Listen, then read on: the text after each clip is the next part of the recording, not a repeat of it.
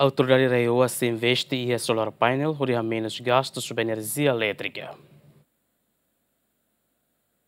Coordenador Comissão Executiva Zona Econômica Especial Desenvolvimento e Cusi Ambenos G2 João Gonçalves afirma que reduz gasto para energia elétrica e região administrativa especial Cusi Ambeno. De daune a autoridade reúne serviço mútuo com a empresa Balon a investe em solar painel no dar alternativo e de adequado para reúne. Coordenador G2 informa assunto ne a foi nato relator de serviço para primeiro-ministro Carla Sana Guzmão e a terça semana ne. Tempo para seja o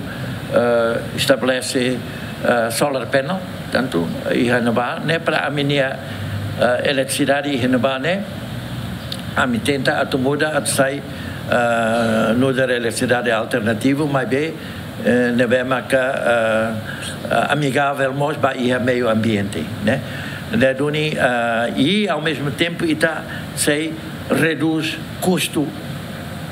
eletricidade e o custo também então tu hatene kata kita ni rai ne problema botida ne mas kita ni eletricidade ne ni custo ne bot tep e a mundo rai clara ne entre sira ne bem macotliu e de makita então o ensama kita tu bele resolve o problema ne mas ne então tem que optar para energia alternativa neve energia solar tanto sai alternativa neve bactia lá liu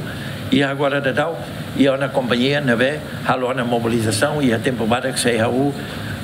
serviço a tu estabelece na painel solar panel e o ecosi e na João afirma que a estrada sira a supervisão do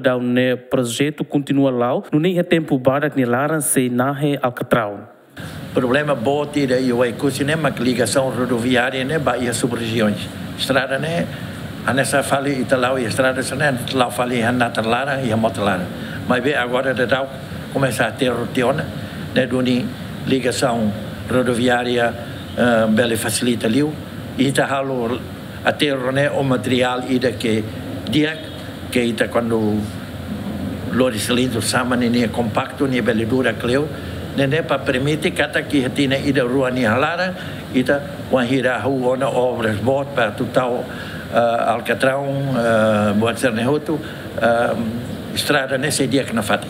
orçamento ne prevê barreua e tinan oin hamutuk tokon ne nulo recen roa no ne tokon tolo nulo recenen a loca ba autoridade reua no tokon ro nulo recenen ba fundo especial desenvolvimento. Aderet Ximenes, bem-vindo Ximenes, GMN.